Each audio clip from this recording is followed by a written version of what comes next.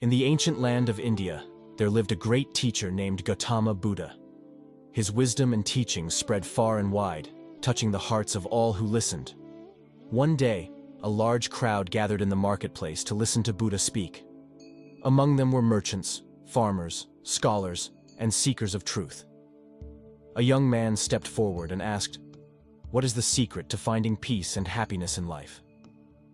Buddha smiled gently and replied, "The power of words is great, but the power of silence is even greater." And so, Buddha and the young man sat together in silence, allowing the stillness to envelop them. In that moment of silence, the young man's mind became clear, and he experienced a profound sense of peace and inner knowing. As they walked together, Buddha explained, "In the silence, we find the answers we seek. It is within ourselves that we discover true wisdom and insight." Inspired by his encounter with Buddha, the young man went on to share the teachings of silence and inner peace with others, spreading light and wisdom wherever he went.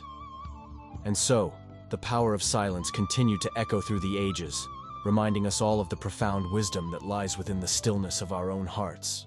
Like, share, and subscribe my channel, Dev Buddha, for more motivational stories.